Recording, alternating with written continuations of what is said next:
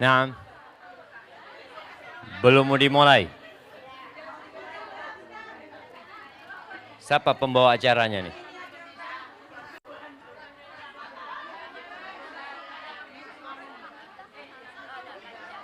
Assalamualaikum warahmatullahi wabarakatuh.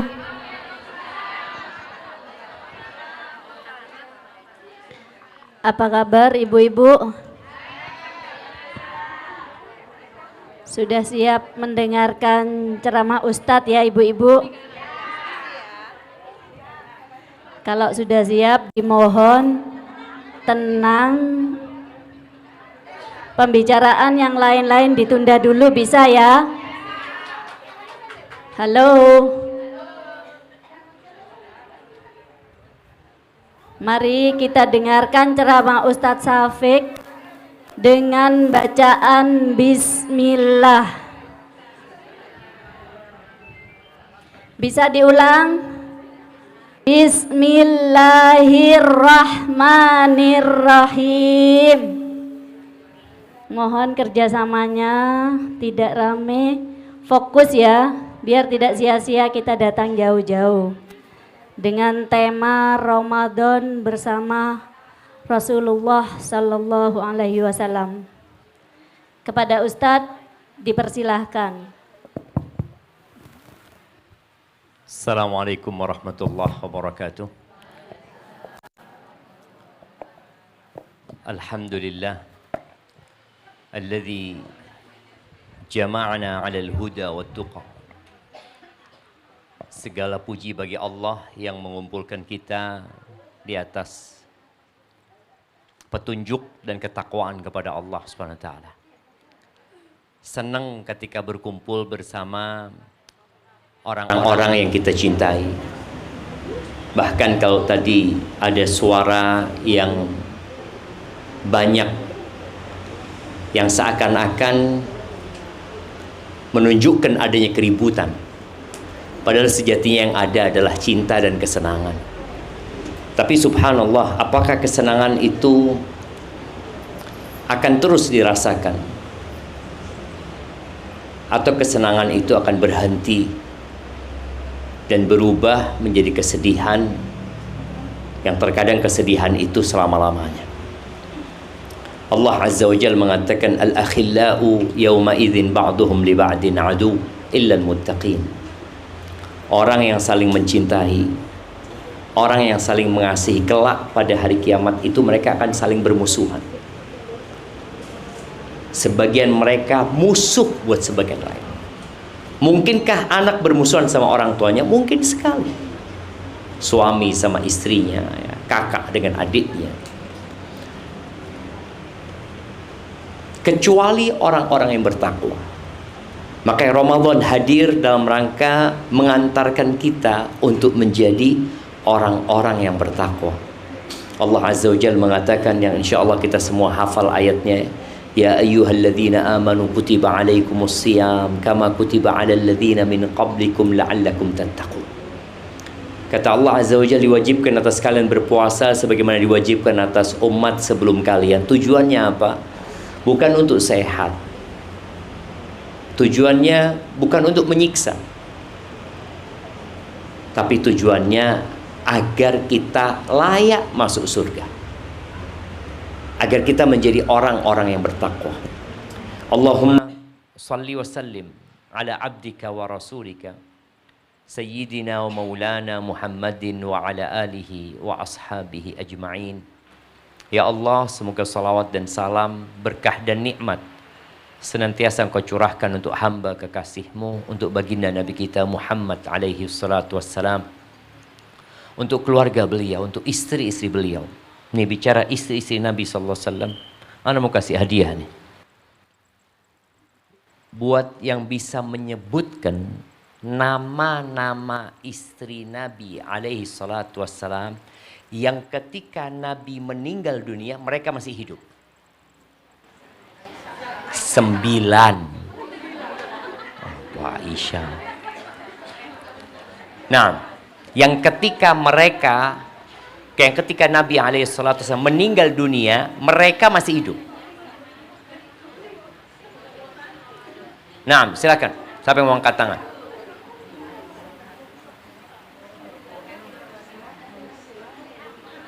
Iya, yang angkat tangan langsung dikasih mic ya. Mic-nya berikan kepada yang angkat tangan. Nah, 9 ya. Nah, ya, mana mic-nya? Mic-nya, ayo pakai ini. Bismillah. Aisyah bintu Abu Bakar, Hafsah bintu Umar, Sofia bintu Huyai al-Atof, Ummu Salamah, Ummu Habibah, Zainab bintu Jahsi, berapa? 7. Maimunah, terus satu lagi siapa ya? Saudah bintu Zam'ah. 9. Juwairiyah. Masya Allah. Barakallahu fikum. Nggak tahu apa hadiahnya ini. Ya, itu 9 istri-istri Nabi yang mereka ditinggal mati oleh Rasul sallallahu alaihi wasallam. Adapun Khadijah, beliau meninggalkan Rasul sallallahu alaihi wasallam. Jamaah rahimakumullah, kalau tadi disampaikan kita membahas bagaimana sih puasanya Rasulullah sallallahu alaihi wasallam. Yang pertama yang perlu kita yakini bersama bahwa Allah tidak butuh dengan puasa kita. Allah tidak butuh dengan puasa kita. Allah tidak butuh kita baca Quran. Allah tidak butuh kita berbagi, berbuka bersama. Yang butuh itu kita. Tatkala Allah berbincang tentang haji, Allah mengatakan, walillahi 'alan nasi hajjul baiti man istata'a ilaihi sabila. Ada kewajiban haji atas hamba-hamba Allah yang mampu berangkat haji. Lalu Allah katakan, waman kafara fa innallaha ghaniyun 'anil 'alamin. Dan barang siapa yang kufur, yang dia nggak mau berangkat haji, padahal dia udah dikasih kelebihan harta dan mampu, kata Allah, fa innallaha ghaniyun 'anil 'alamin. Allah itu maha kaya, tidak butuh dengan alam semesta ini. Bukan dengan haji kita, alam semesta ini Allah nggak butuh. Maka hendaklah kita meyakini bahwasanya Ramadan hadir untuk kita, bukan untuk Allah. Itu yang pertama. Yang kedua, innamal a'malu binniyat. Amalan itu harus ada niatnya. Rasul sallallahu alaihi wasallam tentunya memiliki niat yang sangat agung sekali ketika beliau berpuasa. Semua keutamaan-keutamaan puasa itu seharusnya ada dalam benak kita tatkala kita berpuasa. Apalagi bulan Ramadan. Ada orang yang puasa karena kebiasaan. Saya memang biasa puasa Senin Kemis. Biasa. Kenapa puasa? Loh, memang tiap tahun puasa lah Ramadan, Ustaz. Dia berpuasa hanya karena kebiasaan. Bahkan yang ada yang ikut-ikutan. Anak-anak yang masih kecil, kadang-kala puasa mereka hanya ikut-ikutan. Tapi apakah kita yang sudah dewasa puasanya ikut-ikutan juga? Karena nggak enak. Ada sebagian perempuan yang puasanya hanya Ramadan saja. Dan dia tidak pernah bayar utang dalam hidupnya. Coba ibu-ibu nih. Yang punya utang. Yang dulu mungkin berpuasa karena ikut-ikutan. Bukti dia ikut-ikutan ketika nggak ada orang puasa, dia nggak puasa.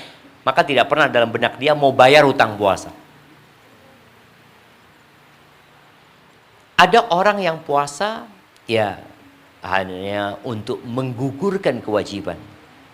Seperti orang sholat, kenapa sholat? Ya memang wajib, Ustaz.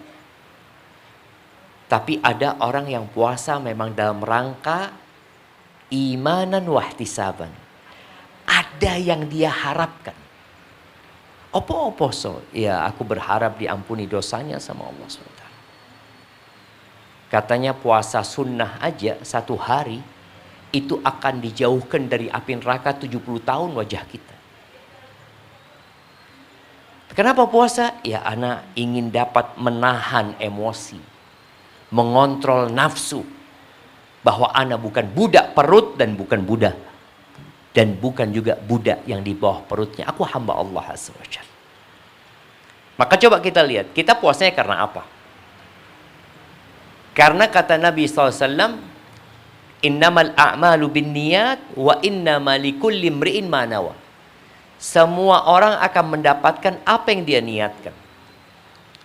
Berkaitan dengan puasa Ramadan ini, ada yang berkaitan niat yang dengannya puasa kita akan sah. Maka niat puasa Ramadan itu harus sebelum fajar terbit.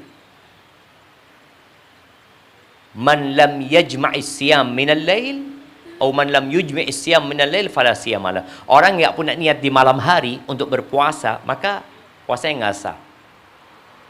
Walaupun dia puasa, puasanya nggak sah. Berbeda dengan puasa sunnah. Kalau puasa sunnah kita boleh niat sekarang. Umpamanya dari tadi belum makan, belum minum. Ya sudahlah, bismillah anak puasa mumpung hari Kamis. Maka dia akan dapat pahala puasa sejak dia niat. Karena dari pagi ke jam 10 ini dia nggak niat gitu. Tapi kalau puasa wajib nggak bisa. Dia harus niat di malam hari. Apakah niat malam awal Ramadan itu cukup untuk seluruh Ramadan? Makanya saya niat insya Allah, niat mau puasa sebulan penuh. Ada sebagian ulama yang mengatakan sah, nggak ada masalah. Karena dia sudah niat untuk puasa sebulan penuh.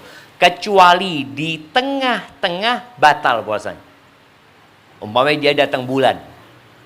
Berarti 7 hari dia setelah 10 hari, 7 hari datang bulan. Untuk lanjutannya dia harus niat baru. Untuk menyelesaikan Ramadan. Kemudian ahibati fillah, Rasul sallallahu alaihi wasallam ketika beliau berpuasa, beliau itu bukan hanya meninggalkan pembatal-pembatal puasa, tapi beliau juga meninggalkan pembatal-pembatal pahala puasa. Apa pembatal puasa? Makan, minum, bercampur suami istri, kemudian muntah dengan sengaja tadi disebutkan, ya. Itu pembatal-pembatal puasa yang seperti makan dan minum. Ada orang yang tidak makan, tidak minum, dia jaga semua pembatal puasa, tapi ternyata dia nggak dapat pahala. Nabi SAW mengatakan, rubba sa'imin laisa lahu min siyamihi illal ju' wal atash. Banyak orang yang puasa, dia tidak mendapatkan pahala apa-apa dari puasanya kecuali lapar dan haus. Ini sebagian kita sudah puasa 50 tahun. Sudah puasa 60 tahun. Coba diperhatikan. Apakah puasa yang aku lakukan diterima sama Allah Azza wa Jalla atau sekedar menggugurkan kewajiban? Dan Nabi SAW mengatakan rubba. Ada banyak tuh. Betapa banyak orang yang puasa tapi hanya dapat lapar dan haus. Kenapa? Ternyata orang ini berpuasa, dia meninggalkan yang halal, yang haram dia kerjakan. Makan itu halal apa haram? Es campur ya, jam 12 siang. Panas-panas ya, halal apa haram? Halal es campur itu. Kita tinggalkan es campur tapi kita ghibahin teman kita. Bayangin ya. Yang halal dia tinggalkan. Kemudian dia ngerumpi, ngomongin sohibnya, ngomongin fulana. Dia ceritakan keburukan orang lain. Dan dia merasa, aku puasa. Loh, engkau yang halal kau tinggalkan, yang haram dikerjakan. Apa gunanya puasa? Puasa ini menahan diri. Dari makan dan dari minum. Serta dari mengumpuli istri. Dari sejak fajar terbit sampai matahari tenggelam. Tapi di situ ada perintah agar kita meninggalkan yang haram. Tapi kadang-kadang kita nggak sadar, kita nggak nahan diri. Atau sebagian kita mengatakan, ojo ribain wong saiki, engko mari maghrib ae. Ini orang sudah niat berbuat jahat. Maka Rasul sallallahu alaihi wasallam mengatakan, man lam yada qaulaz zuri wal jahla wal amala bihi falaysa lillahi hajatun fi ayyada'a ta'amahu wa syarabahu. Barang siapa yang tatkala dia berpuasa, dia tidak meninggalkan omong-omong yang tidak berguna, kata-kata palsu, dusta, perbuatan-perbuatan, tindakan-tindakan kebodohan, dia tidak tinggalkan. Dia sedang puasa, dia tidak tinggalkan yang haram. Falaisa lillahi haja. Allah nggak perlu dia meninggalkan makan dan minum. Apa gunanya kau tinggalkan makan dan minum, tapi kau lakukan yang haram gitu. Ini perlu menjadi catatan kita. Bagaimana Rasul sallallahu alaihi wasallam mendidik para sahabat.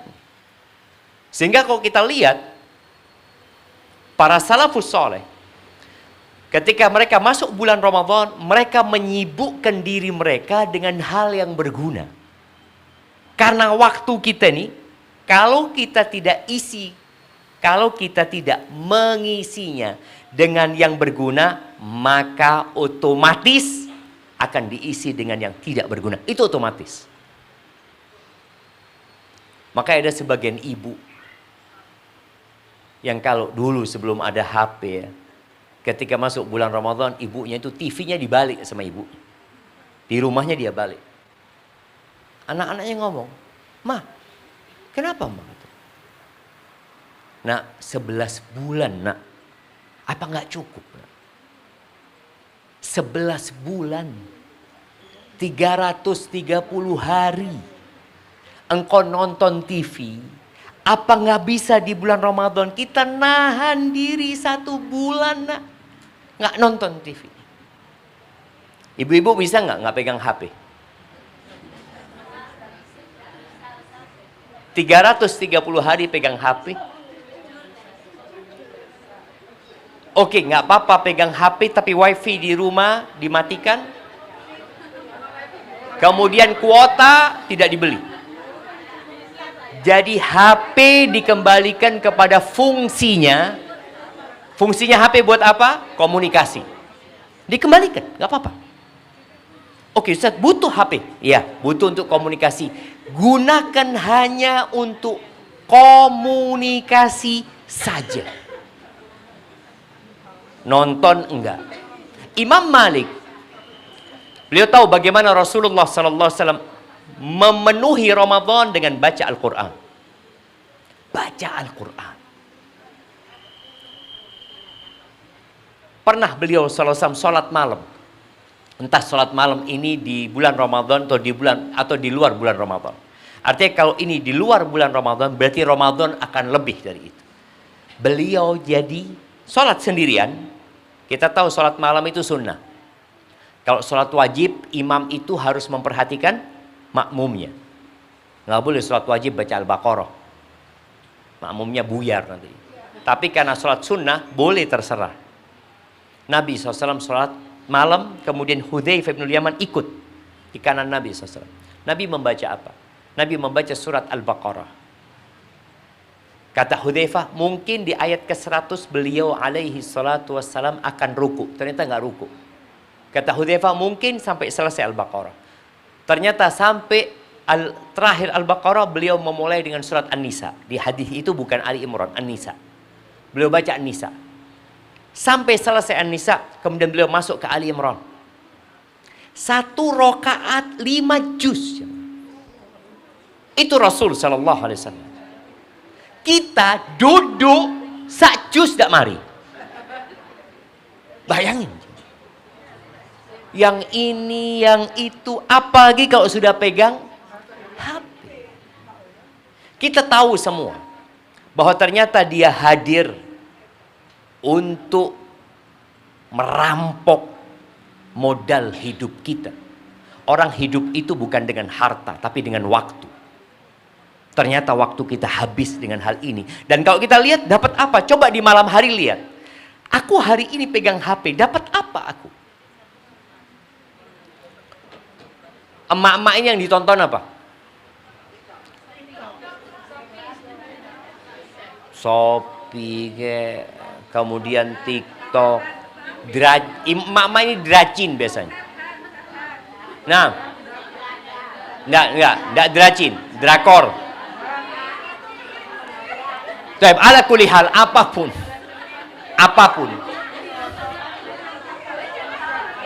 Nah, sudah. Nanti dilanjutkan lagi. Ya, ibu-ibu yang jelas, kita lihat ya bagaimana barang yang kecil ini, yang seharusnya kita mengontrol dia, ternyata barang kecil ini mengontrol hidup kita. Kita yang dikontrol. Kita sudah taruh, tapi dia manggil-manggil kita. Ya Allah, maka sembunyikan. HP-nya Ramadan nanti sudah sembunyikan, kasih waktu. Aku mau buka handphone nanti jam 11 sampai zuhur. Nggak apa-apa. Bikin komitmen dengan diri kita. Jadi siapa saja yang mau telepon Ana udah dikasih tahu. Grup-grup WA dikasih tahu. Afwan yang mau menghubungi Ana jam 11 sampai jam 12 siang. Bas. Oh gimana nanti kalau ada kondisi darurat, penting ini itu. Dulu kita hiduplah, handphone hidup. Tidak ada masalah. Tapi kenapa sekarang ini bisa mengontrol hidup kita? Maka mulai Ramadan kita yang ngontrol. Katakan kepada handphone, aku yang ngontrol engkau. Kapan aku mau buka, aku akan buka. Baik. Baca Al-Quran. Ramadan ini bulannya Al-Quran. Al-Imam Malik kalau masuk bulan Ramadan ya, Imam Malik ini pengajar di Masjid Nabawi. Ketika beliau masuk bulan Ramadan, beliau berhenti ngajar hadis. Ngapain? Fokus baca Quran. Jangan kemudian sibuk ini ngajar saja ditinggalkan demi fokus baca Quran. Ini Quran jamaah. Kata Allah Azza wa Jal, inna hadzal Quran yahdi lillati hiya aqwam. Ini Quran memberikan petunjuk kepada jalan yang paling lurus. Bengkoknya kita, menyimpangnya kita, itu sesuai dengan hubungan kita dengan Al-Quran. Apa nggak bisa sehari satu juz? Itu sehari satu juz di luar Ramadan. Masuk Ramadan ya harusnya berbeda. Ada sebagian ulama yang hatam tiap 10 malam. Berarti tiap hari berapa juz? 3 juz. Ada yang hatam tiap 7 malam. Ada yang hatam tiap 3 malam. Ada yang hatam tiap 1 malam. Di antaranya Utsman bin Affan. Itu tiap hari hatam Quran. Tamim Ad-Dari. Ada yang sehari semalam 2 kali hatam. Di antara mereka Al-Imam Syafi'i rahimahullahu ta'ala. Kenapa mereka bisa, aku nggak bisa? Ada masalah sama kita. Padahal di masa lalu sama masa sekarang beda. Mereka di masa lalu makannya susah. Nggak ada AC, nggak ada kipas angin. Tapi ternyata waktu mereka berkah. Selain waktu mereka berkah, mereka juga terhindar dari dosa. Jadi yang membuat sebagian kita, kenapa aku tidak hatam-hatam ya Ustaz? Kenapa 1 juz saja sehari tidak mari? Apa masalahnya? Waktuku sama-sama fulana, sama-sama punya pembantu di rumah, atau sama-sama nggak punya pembantu? Oh sama-sama anaknya 2, dia anaknya 2, aku anaknya 2. Waktunya sama, tapi kenapa fulana hatam, aku nggak hatam? Apa masalahnya? Dosa. Karena dosa itu melahirkan dosa. Dan ketika seorang tidak bertobat dari dosa, maka keinginan untuk berbuat baik itu sulit. Mungkin kita punya kemauan. Ada orang yang punya kemampuan dan punya kemampuan.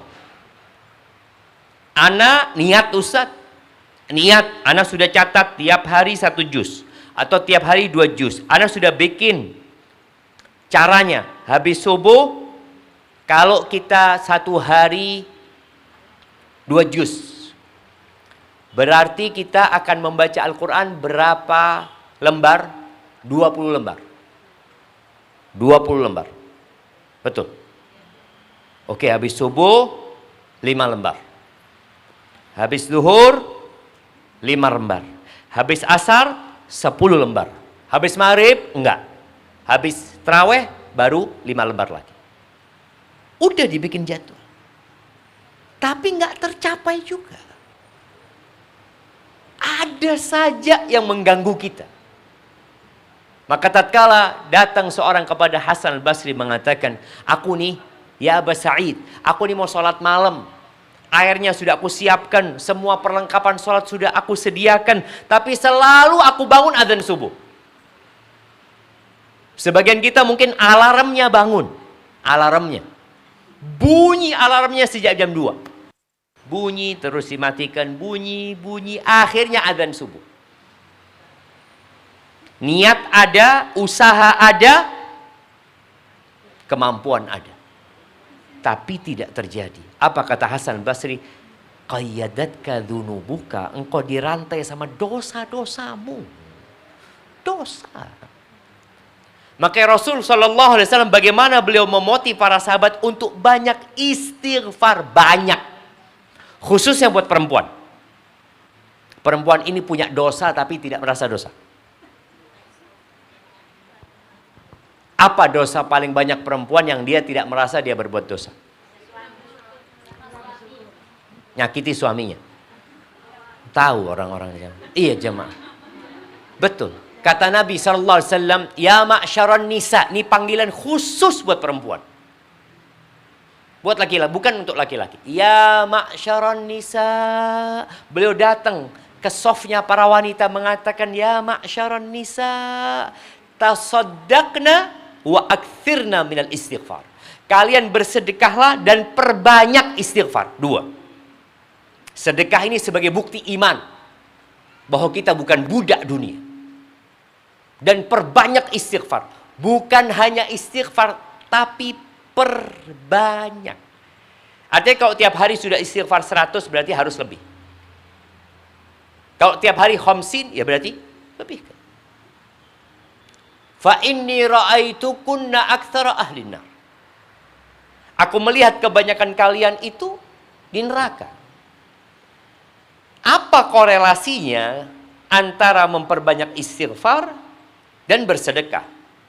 Ternyata 2 amalan ini akan menguatkan kita untuk beramal soleh.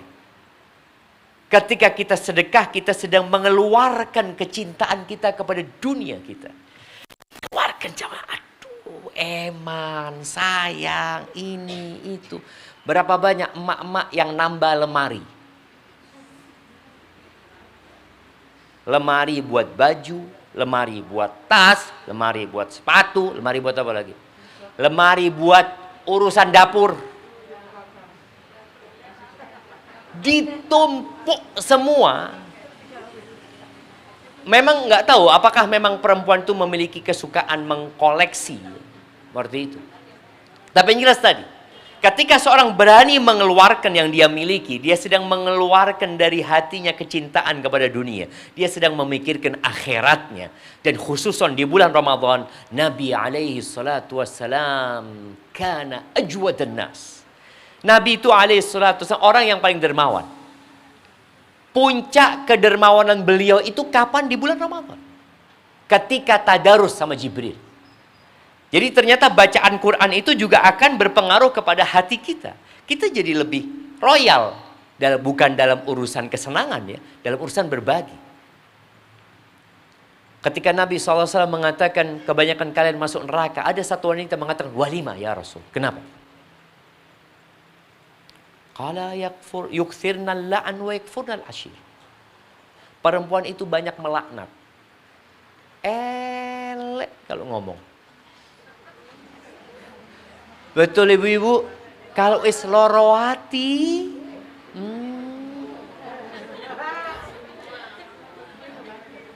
kalau sudah sakit hati, keluar kata-kata yang ketika dia sadar, dia menyesal. Tapi kata-kata itu sudah dicatat sama malaikat. suaminya disumpahi, anaknya disumpahi, tonggonya disumpahi. Tonggonya ini, Allahu Akbar. Bayangin, itu terjadi. Itu kata Nabi SAW. Jadi kalau mau ibu-ibu, enggak, Ustaz, perempuan enggak kayak gitu. Anda enggak percaya. Anda lebih percaya sama Nabi SAW. Kemudian beliau mengatakan, wa yakfurnal ashir. Dia kufur sama suaminya. Sama kebaikan suaminya. Ingat, enggak ada yang sempurna. Ibu-ibu bukan bidadari dan suamimu bukan malaikat. Dalam kehidupan ini kita diperintahkan untuk melihat kepada kelebihan, bukan kepada kekurangan. Yang menyebabkan banyak perceraian di Indonesia ini, sepertiga kira-kira yang menikah bercerai. Rata-rata masalahnya masalah ekonomi. Oke lah, kalau suamimu ternyata tidak bisa berbagi cukup denganmu, apa enggak ada kebaikan dia yang bisa engkau lihat? Alhamdulillah dia sholat 5 waktu. Dia walaupun nggak ada fulusnya tapi masih bertanggung jawab ngurusin anak-anak umpamanya. Adalah hal yang lain. Tapi bukan itu yang kita bahas. Yang kita bahas tadi, bagaimana ketika seorang punya dosa, lalu ketaatan itu nggak bisa dilakukan. Berat kita melakukannya. Orang bisa puasa sunnah, aku nggak bisa. Orang biasa sholat duha 8 rakaat, dia sholat duha, aku 2 rakaat. Kata orang Madura, eje kaje. Mau 2 rakaat, ya Allah ya. Berat sekali. Apa masalah? Yakin karena dosa. Ketika kita tidak bisa melakukan ketaatan yang sebenarnya mudah. Kalau sholat malam, oke lah berat. Ini sholat duha. Ada emak-emak, apa kerjaannya? Habis nganter anak-anak sekolah, selesai, pulang ke rumahnya. Apa yang dilakukan? Bismillah. Mulai bismillah pegang HP. Dia punya waktu. Coba kita sekarang memikirkan waktu yang berharga yang hilang dari hidup kita. Anggap jam 8 pagi. Sudah selesai semua pekerjaan rumah. Apalagi yang punya pembantu, dia punya pembantu, selesai. Dari jam 8 sampai jam 11, ngapain dia? Oke, mungkin dia ngapain kira-kira jemaah? Kalau yang nggak punya kerjaan ya, tapi ada kan perempuan yang memang harus bekerja, mengais rizki, ada. Beda ceritanya. Tapi ada orang yang waktunya benar-benar luang.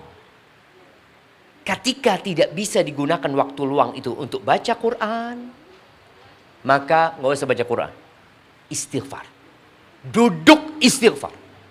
Minta ampun sama Allah Azza wa Jalla. Pernah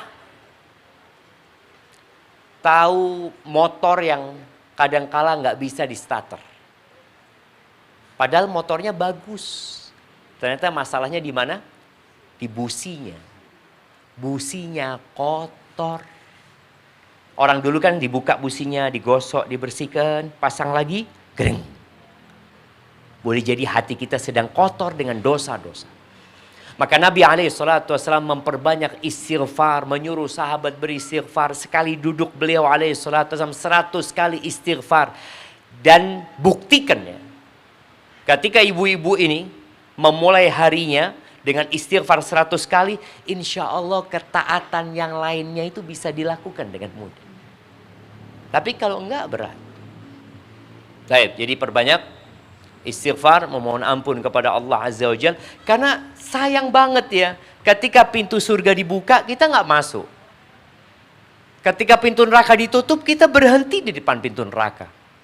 Tatkala setan-setan dibelenggu, kita jadi setan. Ketika penyeru kepada kebaikan mengatakan, ya baghiyal khair aqbil, wahai orang yang ingin kebaikan, ayo sini. Kita malah menjauh. Ketika dikatakan, ya baghiyal syarr aqsir, wahai orang yang ingin berbuat jahat, tahan. Ternyata kita masih berbuat dosa juga. Dan di bulan Ramadan kata Nabi SAW, fihi lailatun khairun min alfi syahr. Di bulan Ramadan itu ada satu malam yang lebih baik dari 1000 bulan. Man hurima khairaha faqad hurim. Yang tidak berhasil mendapatkan Lailah ini, maka dia terhalang dari semua kebaikan. Gimana sih engkau? Satu malam lebih baik dari 1000 bulan. Kalau orang itu gajinya 10 juta, nih satu malam lebih baik daripada gaji 1000 bulan. Berapa M? 10 M. Engkau tinggal kerja 10 hari, digaji 10 miliar. Iya, kalau gajinya 10 juta per bulan. Kalau gajinya dia, penghasilan dia tiap bulan 100 juta. Nih satu malam lebih baik dari 1000 bulan. Apakah kita mempersiapkan untuk itu? Maka kita lihat bagaimana Rasulullah SAW. Beliau maraton. Maraton dari bulan apa? Sya'ban. Sya'ban beliau udah puasa. Orang kalau sudah puasa sunnah itu nanti Qur'annya ikut, zikirnya ikut, sedekahnya ikut. Karena memang tadi puasa itu mengontrol nafsu kita dari meninggalkan yang halal, apalagi yang haram. Ketika masuk bulan Ramadan, mulai beliau tambah kenceng lagi. Pis larinya tambah cepat. Nanti ketika 10 hari terakhir, Allahu Akbar. Beliau tinggalkan semua istri. Bukan hanya istrinya yang ditinggalkan, rumahnya ditinggal. Beliau masuk ke tempat iktikafnya. Beliau yang biasanya sibuk ya, datang ziarah ke tempat sahabat-sahabat yang sakit, nggak ada lagi. Fokus memperbaiki diri. Fokus dengan diri kita. Maka Nabi SAW kata Aisyah radhiyallahu ta'ala anha, "Idza dakhala al-'ashr", kalau beliau masuk ke 10 hari terakhir, jadda wajtahad. Maka beliau bersungguh-sungguh dan bersemangat. Keluarganya dibangunkan semua. Malamnya dihidupkan. Istrinya ditinggalkan, fokus. Akhirnya istri-istrinya pun fokus. Sebagian mereka itikaf. Jadi mak-mak boleh nggak itikaf di masjid? Boleh. Tapi dengan izin suaminya. Makanya suaminya suruh iktikaf. Anaknya titipkan.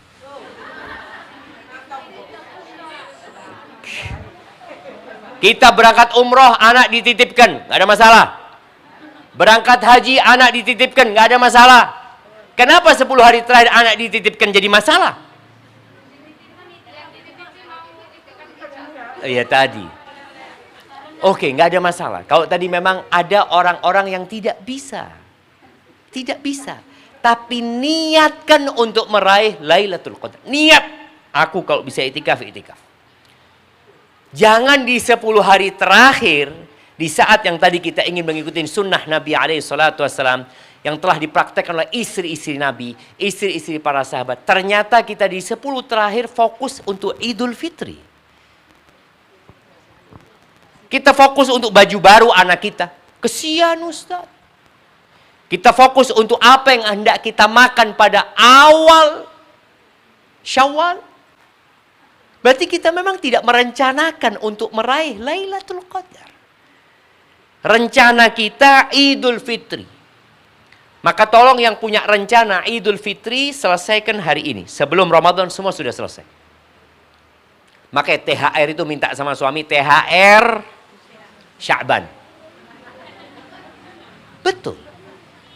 Supaya semua bisa dibelanjakan di bulan Sya'ban. Ramadan udah enggak gitu. Ahibati fillah, jamaah rahimakumullah. Nabi SAW, udah kita tahu 10 hari terakhir seperti apa. Kita akan lihat bagaimana Nabi SAW berbuka dan bagaimana beliau sahur. Beliau sahurnya diundur. Ya, antara makan sahur beliau dengan sholat subuh SAW kira-kira 50 ayat. Artinya masih ada jeda di antara sahurnya dengan sholat subuhnya. Dan beliau sahur kurma, minum air, dan beliau menyuruh kita sahur. Tasahharu fa inna fis sahuri barakah. Di sahur itu berkah. Tapi ingat, bukan kita memenuhi perut kita. Karena sebagian orang berpikir harus makan banyak supaya kuat. Inilah ada orang-orang yang tidak pernah latihan di bulan Sya'ban. Sehingga ketika puasa Ramadan, maka malam Ramadan itu menjadi malam pertama dia puasa sejak 11 bulan. Sejak 11 bulan, ya ini malam pertama dia puasa. Maka dia akan pikirkan sahurnya, apa sahurnya? nasi ini, serundeng. Pokoknya semua disiapkan karena dia berpikir bagaimana kuat. Dan kita akan melihat orang-orang yang tidak pernah puasa sunnah, ketika dia tidak sahur, itu akan jadi cerita satu kampung. Ana tidak sahur, ana ini itu. Semua jadi status dia. Walaupun tidak sahur, aku tetap puasa. Karena buat dia itu spesial banget gitu kan. Nabi SAW sering puasa di pagi hari. Tidak sahur beliau. Sahur itu bukan kewajiban ya. Sahur itu sunnah. Artinya kalau orang nggak sahur tetap wajib puasa. Jangan berpikir saya nggak sahur berarti saya nggak sah puasanya. Oh boleh. Yang tidak sah kalau tidak niat. Tapi ketika beliau berbuka. Apa sih? Kalau kita bicara bagaimana sekarang nih. Kita mengenalkan sunnah Nabi SAW kepada keluarga kita. Beliau berbuka apa? Rutop, kurma muda. Sekarang alhamdulillah ya, kurma muda itu di Indonesia ada sepanjang tahun. Kalau dulu di masa Nabi SAW adanya cuma ketika musim panen kurma. Kalau nggak ada kurma muda, beliau kurma yang tua, yang keras itu. Kalau tidak ada, beliau makan apa? Minum air. Hasawatin minal ma, kemudian sholat. Kita, Allahu Akbar, semua macam gorengan ada. Es teler, es kolok, es degan, es blewa, kurma, kemudian kue-kue yang manis, ini itu. Jam 5 sudah di meja makan. Padahal itu waktu mustajabnya berdoa. Kok kita bisa sibuk di sana? Kopi kayak apa dicampur, dia lihat, taruh lagi, nunggu adzan. Maka tolong manfaatkan waktu itu untuk berdoa. Kata Nabi SAW, lis-shaimi da'watun mustajabah. Orang yang puasa itu punya doa mustajab secara umum dan secara khusus. Inda iftarihi, ketika dia berbuka. Maka ibu-ibu kadang kala sibuk ya nyiapkan berbuka ini itu. Dan inilah yang kita lihat ya. Kalau bicara nggak apa-apa kan nggak apa-apa Ustaz. Ya nggak apa-apa memang. Nggak apa-apa, nggak haram. Tapi tema kita bagaimana puasa kita sesuai dengan sunnah Nabi SAW tadi. Nabi itu berbukanya. Dan beliau mengatakan sallallahu alaihi wasallam, ma mala'a adamiyun wi'aan syarran min batn. Tidak ada wadah yang lebih berbahaya yang dipenuhi oleh manusia daripada lambungnya sendiri. Wadah yang paling berbahaya untuk dipenuhin itu perut kita. Terus gimana cara kita makan supaya sehat? Puasa ini hadir juga untuk memberikan kesehatan kepada kita. Kesehatan fisik dan kesehatan hati kita. In kana fala budda la mahala. Kalau dia harus makan karena makanannya enak. Kalau tadi kan ya luqaimat yuqim nabi hasulba, beberapa suap makanan yang membuat punggungnya tegak. Jadi kita nggak perlu bersandar, tegak punggung kita. Kalau makanannya ternyata enak, kita kepingin makan banyak, Nabi memperbolehkan sallallahu alaihi wasallam. Kalau memang harus makan, lalu beliau alaihi salatu wasallam memberikan arahan fathuluthun li ta'amihi, sepertiga buat makanan. Wa thuluthun li syarabihi, sepertiga sisakan buat minuman. Wa thuluthun, yang sepertiga buat apa? Linafasihi, buat nafasnya. Makanya orang kalau kekenyangan dia akan bersendawa. Karena tempat nafasnya itu diisi oleh makanan. Ada makanan. Ketika Nabi SAW lagi duduk bersama para sahabatnya, tahu-tahu ada satu orang yang bersendawa. Apa bahasa Jembernya bersendawa itu? Gelegean. Dia bersendawa, Nabi SAW mengatakan, kuffa anna jusyak, tahan dari kami sendawamu. Fa inna atwalan nasi ju'an yaumal qiyamah aktsaruhum shib'an fid dunya. Orang yang paling panjang laparnya di akhirat itu pada hari kiamat adalah orang yang paling sering kenyangnya. Maka hati-hati. Kita perlu ketika berbuka secukupnya. Kadangkala sebagian orang berbuka sampai sabuknya dilepas. Kalau tidak sabuknya, sarungnya dikendorkan. Karena dia mau nambah lagi makanan. Maka sunnahnya nggak seperti itu. Sunnahnya makan secukupnya, kemudian sholat.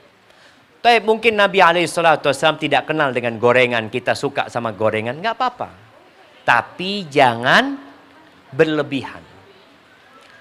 Kemudian beliau setelah sholat maghrib, ya mungkin beliau pulang ke rumahnya, bertemu sama keluarganya, lalu beliau sholat isya. Dan di masa itu, sholat isya itu dimundurkan coba. Nah, ada pembagian air. Siap, sholat isya itu dimundurkan. Jadi beliau alaihissalam itu sholatnya agak malam, terawihnya itu agak malam. Nggak apa-apa, kita mau habis isya langsung nggak apa-apa, karena waktu sholat malam itu pokoknya selesai sholat isya. Tapi kalau dimundurkan nggak ada masalah. Beliau pernah sholat di bulan Ramadan berjamaah itu hanya 3 malam. Dan beliau baca hampir subuh. Bacaan beliau panjang itu. Jadi beliau kalau sholat itu berdirinya panjang. Kemudian rukuknya hampir sama dengan berdirinya. Bayangkan rukuknya hampir sama dengan berdirinya sallallahu alaihi wasallam. Kenapa beliau sampai bengkak kakinya? Ya karena itu beliau sholat. Kemudian setelah beliau sholat 3 malam, beliau nggak sholat lagi karena takut sholat malam itu diwajibkan atas umatnya. Tapi kemudian para sahabat di masa Umar bin Khattab, mereka sholat berjamaah tarawih. Jadi tarawih ini boleh berjamaah, boleh sendirian. Berapa rakaat? Boleh 11, boleh 23. Atau boleh lebih dari itu. Kemudian mungkin yang berkaitan dengan seperti apa sholatnya? 2-2. Boleh 4-4, tapi yang lebih utama 2-2. Dan sholat sunnah ini kalau capek boleh duduk. Jadi ibu-ibu mungkin capek ya sholatnya duduk. Karena mau baca 1 juz, nggak apa-apa. Nanti capek berdiri. Kemudian atau ketika mau rukuk baru dia berdiri. Rukuknya dalam kondisi dia berdiri. Itu diperbolehkan. Kemudian Nabi SAW di bulan Ramadan ini, beliau menganjurkan kita untuk memberi buka orang-orang yang berpuasa. Man fattara sha'iman falahu mithlu ajrih. Barang siapa yang memberikan buka kepada orang yang puasa, maka dia dapat pahala seperti orang yang puasa. Maka tolong mulai saat ini yang mau nabung-nabung. Ana insya Allah mulai 1 Ramadan akan kasih 5 porsi orang berbuka di masjid sebelah rumah. Diniatkan. Jadi nanti 5 bungkus anaknya suruh kirimkan ke masjid. Selain kita mendidik anak-anak kita untuk berbagi, kita juga akan mendapatkan pahala orang yang puasa. Itu mungkin beberapa hal berkaitan dengan sunnah-sunnah yang perlu kita jaga tatkala kita berpuasa di bulan Ramadan. Ingat, jangan sibuk menahan diri dari makan dan dari minum dan dari syahwat, tapi kita lupa menahan diri dari perbuatan dosa. Sebagai penutup, sebelum kita masuk ke sesi tanya jawab, Nabi SAW mengatakan syaqiyun abdun, celaka seorang hamba yang dia hadir di bulan Ramadan tapi ternyata dosanya belum diampuni. Barakallahu fiik. Naam. Baik, kalau mungkin ada pertanyaan, tafadhal. Sebelum nanti Ana yang bertanya untuk membagikan hadiah ini. Ada Ustadz. Naam, tafadhal. Ini barusan ada yang titip tanya, kalau rukuknya panjang, itu apa yang dibaca? Tadi kan ada penjelasan rukuknya hampir sama, lamanya sama berdiri. Terus saya tanya, saya pengen Ramadan ini puasa sebulan penuh. Nah, tapi karena saya selalu berhalangan, untuk menghalangi saya minum obat boleh apa enggak? Jadi untuk tidak datang bulan, Saya minum obat. Barakallahu fiik. Naam. Ya, berkaitan dengan apa yang dibaca, ya baca doa ruku. Baca doa ruku. Kalau baca subhana rabbiyal azim, terus baca. Mau baca subhanakallahumma bihamdika Allahumma gfirli subhanakallahumma bihamd, terus dibaca. Jadi yang dibaca ya doa ruku. Panjang seperti berdirinya, iya. Tapi tidak sama dengan berdirinya. Lebih pendek. Adapun pertanyaan kedua berkaitan dengan wanita yang tidak ingin datang bulan. Dia ingin puasa full. Ketahuilah bahwasanya haid ini adalah rahmat Allah buat para wanita. Di mana ketika dia datang bulan, dia tidak sholat dan tidak puasa. Ketika dia nifas, dia juga tidak sholat dan dia tidak puasa. Dia punya kewajiban mengganti.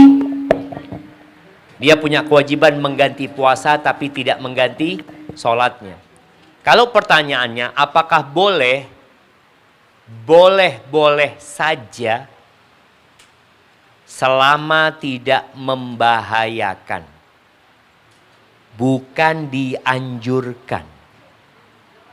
Oh, dianjurkan perempuan minum obat? Tidak. Supaya dia bisa full puasa? Enggak. Bukan dianjurkan, tapi diperbolehkan. Apabila tidak membahayakan. Karena ini menentang fitrahnya.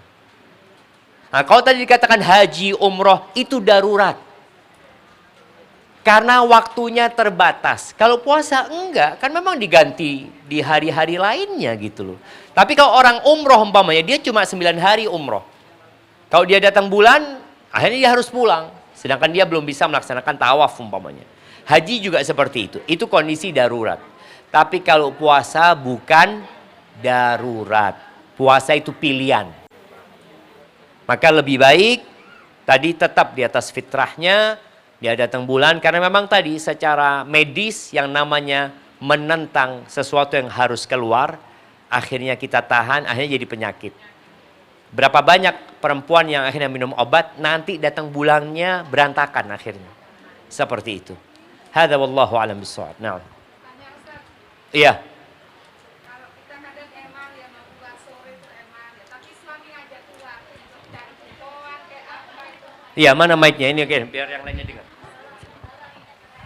Kadang kita eman ya mau keluar sore itu ya, mau pilih apa ya, mau ngaji kayak mau zikir, tapi suami ngajak keluar untuk ini jalan-jalan golek bengi Ustadz ya. Gimana itu, pilih mana itu Ustadz? Ngaji apa golek bengi ikut suami itu Ustadz? Iya. Subhanallah ya. Mereka cari bengi, golek bengi, tapi nanti ketemu bengi di mana? Di rumahnya. Ternyata yang dicari ada di rumahnya. Nah, ini bagaimana kondisi istri? Istri hendaklah nurut sama suaminya. Gak apa-apa. Nurut, taat sama suaminya. Suaminya ngomong, yuk ikut nyari bukuan, ya sudah bismillah. Selama perjalanan manfaatkan waktu untuk berdoa.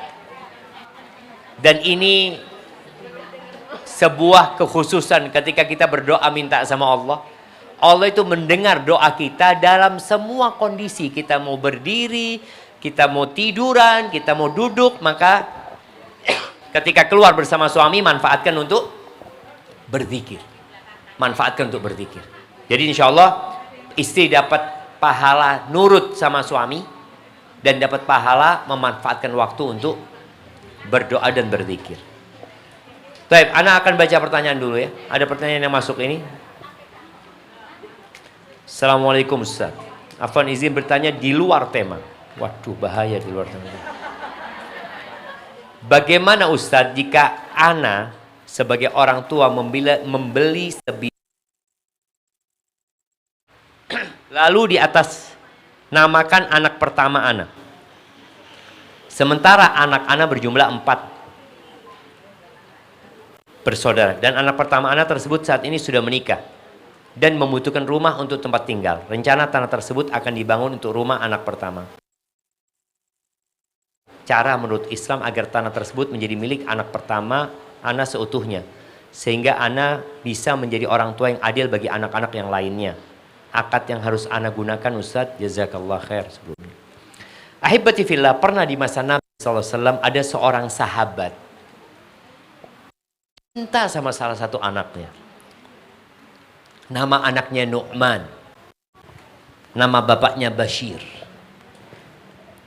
Istrinya nggak setuju ketika Bashir mau ngasih hibah budak kepada Nu'man. Karena ini pentingnya istri belajar adab dan etika berbicara sama suami. Suami itu pemimpin. Sang istri tidak mau debat sama suaminya. Dia mengatakan, bang, kalau engkau mau ngasih Nu'man, oke. Nabi Muhammad SAW. Kata bapaknya, siap. Berangkatlah menjumpai Nabi SAW. Dia mengatakan, ya Rasulullah, inni nahaltu Nu'man. Aku ngasih hadiah sama Nu'man, ini budak. Dan ibunya tidak mau kecuali engkau yang jadi saksi. Nabi bertanya kepada sallallahu alaihi wasallam kepada Bashir, akulla waladika nahalta? Apakah semua anakmu engkau kasih? Enggak ya Rasulullah. Baik. Apakah engkau ingin semua anakmu berbakti kepadamu? Iya ya Rasulullah. Fala idzan. Engkau jangan melakukan kezaliman. Aku nggak mungkin jadi saksi atas kezaliman. Jadi memberi kepada anak itu, kalau sampai diberikan kepada anak itu, yang lainnya nggak dikasih, tatkala bapaknya meninggal dunia, itu sebagian ulama berpendapat, bahkan banyak para ulama yang berpendapat, pemberian itu jadi warisan. Kalau mau ngasih, maka semua anaknya dikasih. Jadi kalau mau ngasih, semua anaknya dikasih. Boleh jadi ini anaknya dikasih yang pertama, yang lainnya nanti karena masih kecil-kecil. Tapi sudah ada tanah itu nanti buat fulan, tanah itu buat fulan. Karena hibah ini harus diserah terimakan. Maka nasihat ana, kalau sekarang ini berikan kepada anakmu HGB. Hak guna bangunan. Ya. HGB. HGP, hak guna pakai, artinya fadol dipakai nak, engkau pakai nak, engkau nanti punya rizki, engkau beli nggak apa-apa nak, engkau cicil. Ini orang tua berbuat baik sama anaknya, bukan orang tua bakhil. Karena mungkin orang tua ngomong, abah cuma punya anak, punya apa? Punya tanah satu, belum tentu abah bisa ngasih anak yang lain. Maka karena engkau sudah menikah, engkau butuh rumah, oke, ini hak guna saja. Karena anak-anak yang lainnya masih tinggal bersama orang tuanya, belum mandiri. Maka nasihat ana, hendaklah anak pertama ini hanya dikasih hak guna saja. Kecuali tadi semua anaknya mau dikasih, maka hendaklah dikasih semuanya. Hadza wallahu a'lam bissawab. Nah. Baik. Assalamualaikum Ustaz. Waalaikumsalam warahmatullahi wabarakatuh. Ini pertanyaan titipan dari anak saya. Begini Ustadz, pada puasa yang tahun yang kemarin itu tidak bisa puasa karena masih masa nifas. Kemudian untuk tahun ini karena masih menyusuinya intens, kemungkinan juga belum bisa berpuasa. Nah, pertanyaan saya, apakah cukup dengan fidyah saja atau harus mengganti puasa juga setelah masa menyusui selesai nanti Ustadz? Barakallahu fiik. Nah, yang pertama, anak akan tanya, orang nifas itu bayar fidyah apa qadha? Qadha. Sepakat ya. Orang yang datang bulan, orang yang nifas, itu kewajibannya adalah mengqadha. Ada khilaf di antara para ulama, orang yang menyusui dan orang yang hamil. Kalau dia tidak mampu puasa, ini orang menyusui, bukan orang nifas ya. Orang menyusui. Boleh jadi dia menyusui plus nifas, tapi dia tidak puasanya bukan karena menyusui, karena Nifas nggak boleh puasa memang dia. Ini orang menyusui dan orang hamil. Dan dia tidak puasa karena tidak mampu. Apakah dia wajib mengqadha atau dia bayar fidyah atau dia qadha plus fidyah? Pendapat jumhurul ulama, dan ini lebih berhati-hati, yang wajib adalah qadha. Kemudian sebagian wanita itu mengatakan tidak mampu karena hamil atau karena menyusui. Ahibati fillah, innamal a'malu binniyat. Terkadang kita ini tidak punya niat memang. Ketika orang niat, contoh nih, orang puasa, orang hamil, bisa nggak dia puasa sunnah? Bisa. Latihanlah dengan puasa sunnah. Orang menyusui, bisa nggak dia puasa sunnah? Bisa. Ketika dia nggak kuat, maka hendaklah dia berbuka. Karena kan puasa sunnah itu enaknya nggak mampu, memang dia niat puasa, dia sahur ini itu, ternyata jam 9 pagi lemes. Buka. Terus besok niat lagi. Mungkin sahurnya kurang banyak, sahurnya lebih banyak lagi. Alhamdulillah kuat sampai zuhur.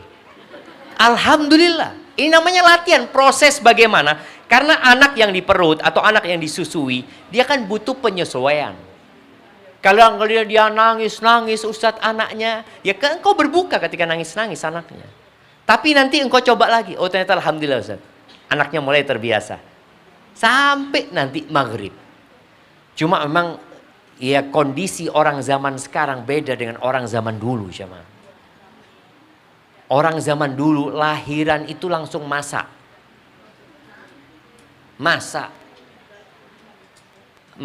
Kan nggak ada siapa-siapa di rumahnya. Suaminya kerja di kebun dia. Ketika keluar tuh anak, dia akhirnya harus nyusui, dia masih masak untuk ngasih anak-anak yang lainnya. Dan subhanallah ya. Ana masih ingat ada bangsa Shibli di Surabaya situ. Satu saudara 25 orang. Dari satu ibu. Dan subhanallah nggak punya pembantu. Mampu ternyata, kita kan alasannya banyak ini itu. Karena tadi kita udah lemah ya. Masak tinggal pencet. Nyuci tinggal pencet. Selesai. Yang sehat apa? Jarinya cok yang sehat. Jadi seperti itu. Jadi hendaklah tadi latihan ya. Jadi ketika dia menyusui, intens nyusuinya, ya bismillah. Engkau nyusui intens buat anakmu, engkau berarti makannya harus lebih banyak. Tapi latihan. Perlu dilatih jemaah. Ketika nggak mampu ya sudah makan. Besok coba lagi, Hadza wallahu a'lam bissawab. Nah. Bayarnya tetap diqadha. Nanti tatkala dia sudah mampu. Nanti ada masanya ibu-ibu ini tidak punya anak. Utangnya itu bisa dirapel. Ada masa wis aduh ya anak meneng tapi punya utang sih Ustaz 200 dino utang. Umpamanya bisa jadi dia punya utang 30 hari dia hamil. 30 hari hamil lagi. Jadi setahun itu tahu-tahu dia hamil lagi. Terus sampai 10 tahun. Hamil nyusui. Berarti utangnya berapa? 300 hari. Diqadha, diganti. Dawa Ustaz ya. Nah, tadi memang ada yang pendapat mengatakan boleh dibayar fidyah ini itu. Ya, kalau pendapat itu benar. Kalau enggak, maka kita harus lebih berhati-hati. Karena memang kewajibannya itu adalah mengqadha, mengganti. Fidyah itu untuk orang yang tidak mampu berpuasa selama-lamanya. Sakit yang tidak diharapkan sembuh. Orang yang sudah tua renta, nggak mungkin dia kembali muda. Wes tuwek, nggak mampu dia puasa.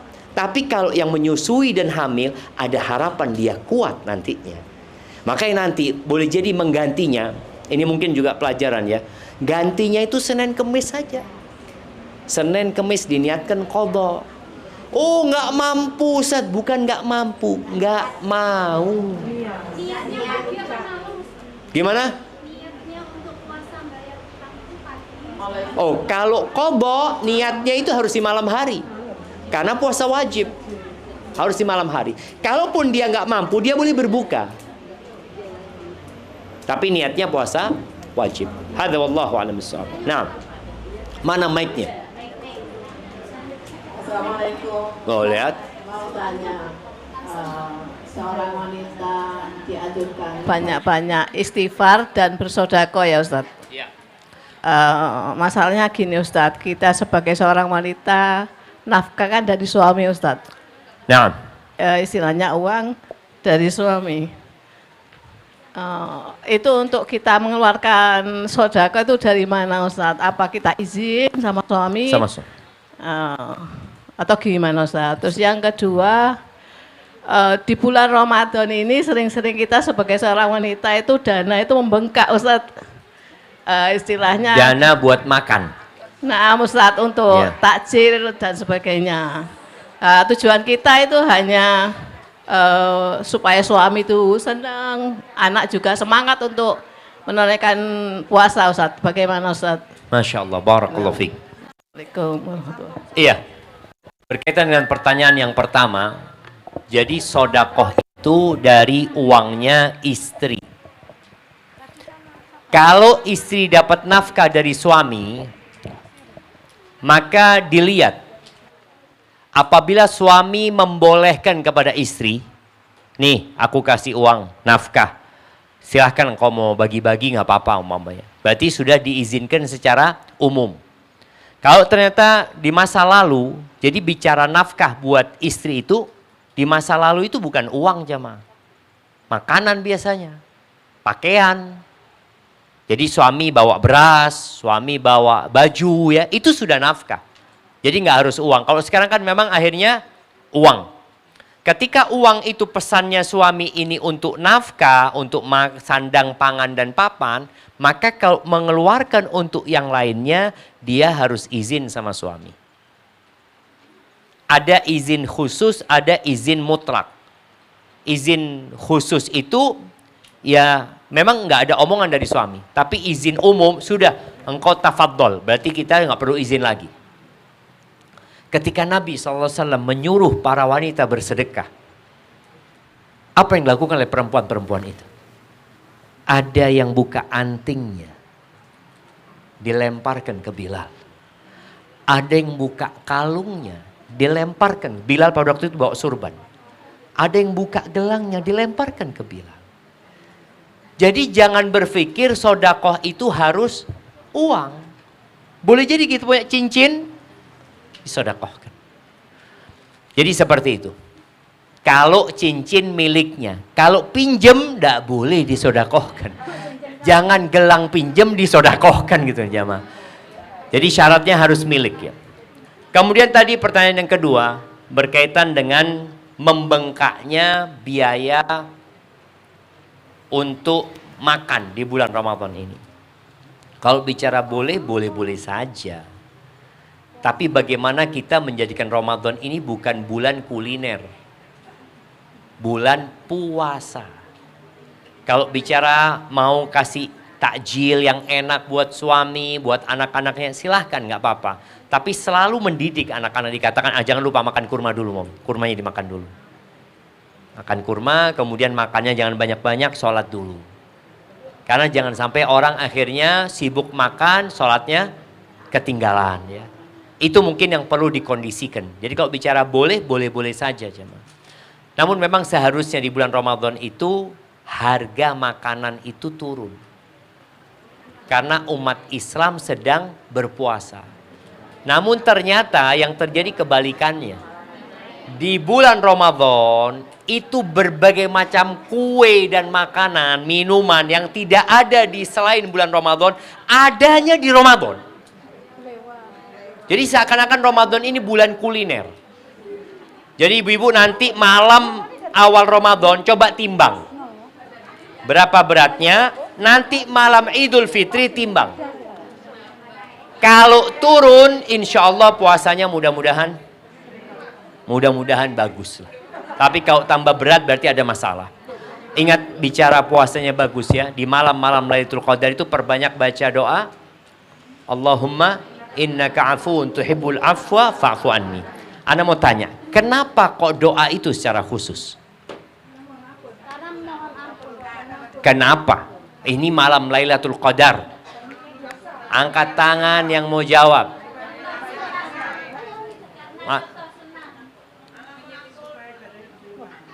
Ada yang supaya ibadahnya diterima. Ada jawaban lain? Karena bulan puasa bulan yang penuh ampunan. Nah,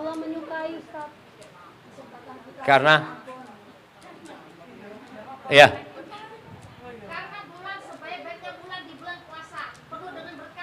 Penuh dengan berkah. Siap. Kita lihat jawaban yang terbaik dulu. Belakang. Yang keras. Tunggu dulu biar kita dengar. Mic-nya mana? Kasihkan mic-nya.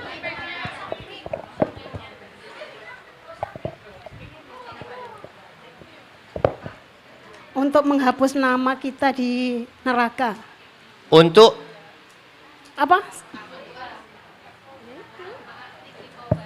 Untuk apa coba?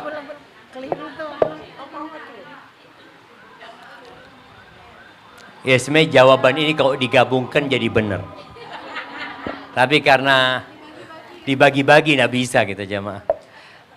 Jamaah, ada jawaban Ibu. Loh.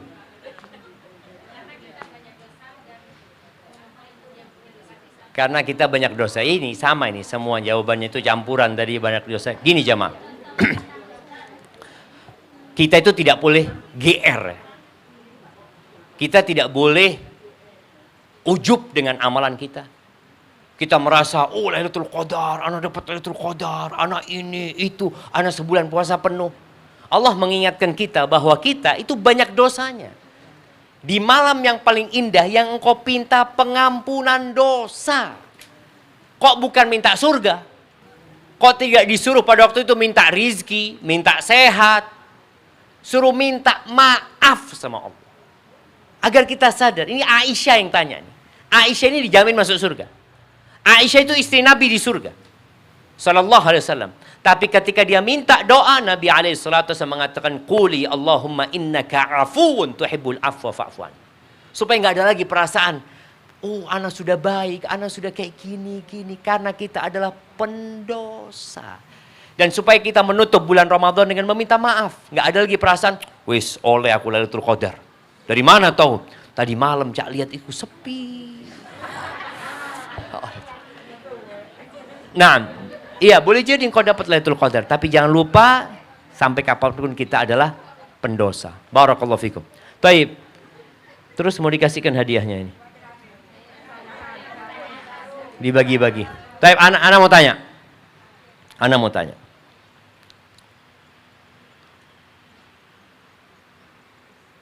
Apakah tidurnya orang yang puasa itu ibadah?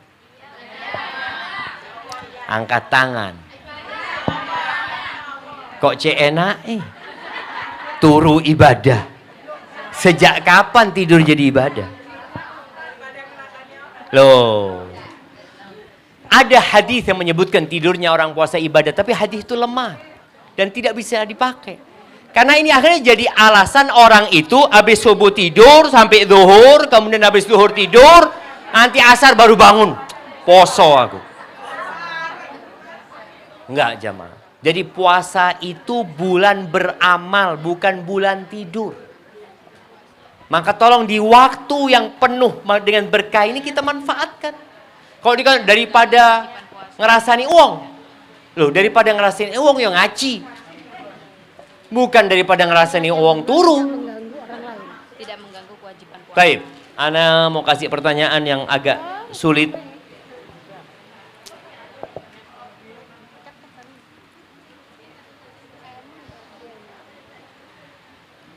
Kapan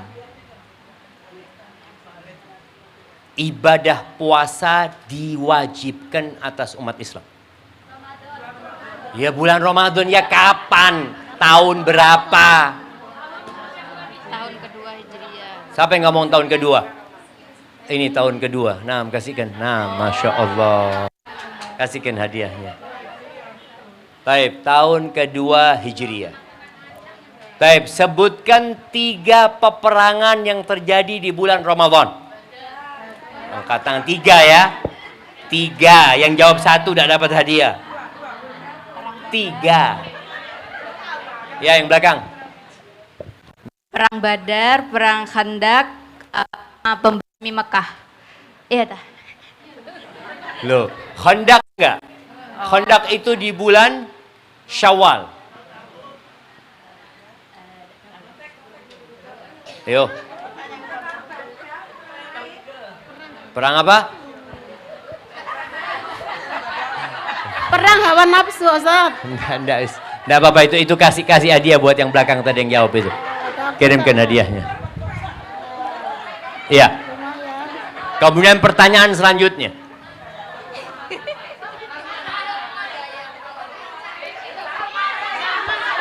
Mana yang belakang sana? Loh, yang jawab 2 sana jemaah. Baik, Anda rasa cukup itu jemaah ya? Masih ada hadiahnya. Oke.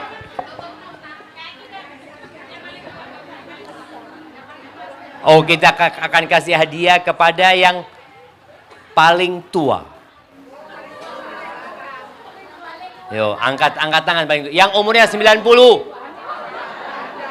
Nggak ada. 91. Loh, 89. 85. Berapa? Berapa umurnya? Iya, berapa umurnya? 82. Ada yang lebih? Loh, tunggu dulu, sabar, kita lihat. 82? Udah, nggak ada. Ada yang 2 orang kalau ditambah? Nggak kuat. Jangan apa-apa lah, ini kayaknya spray ini. Kasihkan biar tidurnya enak. Nah, yang paling tua itu, biar tidurnya enak. Baik, pertanyaan selanjutnya. Buat yang paling banyak anaknya. Tunggu dulu. Berapa? Oh, 4 sih, ada 6 di sini. Berapa? Oh, 5 kalah. 6. Tunggu dulu, ada yang 7. Oh, masih 6. 7. Siapa? Enggak, sudah dapat hadiah. Gak apa-apa, Siapa? sudah. 7. Ada yang 7, Ustaz. Siapa? Kak Hanifah. Siapa? Tunggu. Namanya siapa? Namanya siapa? Ada yang punya anak 9. Oh, 9. Ibu siapa? Itu namanya ibu siapa? Tunggu. Oh, sudah dapat hadiah, Ustaz. Jangan ganti yang lain. Oke, yang di bawah. Belum. Iya, belum. 9. 9. Iya, 9. Siapa? Bu Fatma Jabli. Loh, Anaknya barusan 9. Sudah.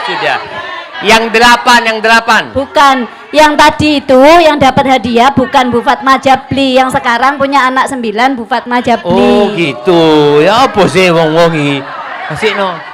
Ayo wes. Tadi itu Kak Sehun. Taib, terakhir. Berapa kali Rasulullah sallallahu alaihi wasallam menghadapi Ramadan? Berapa kali? Ojo banter-banter salah. Berapa? 6. Yang belum jawab. Berapa? 9. Coba sebutkan. Ya. Tahun berapa? Tahun kedua, ketiga, keempat, kelima, keenam, ketujuh, ke-8, ke-9. Berapa sudah?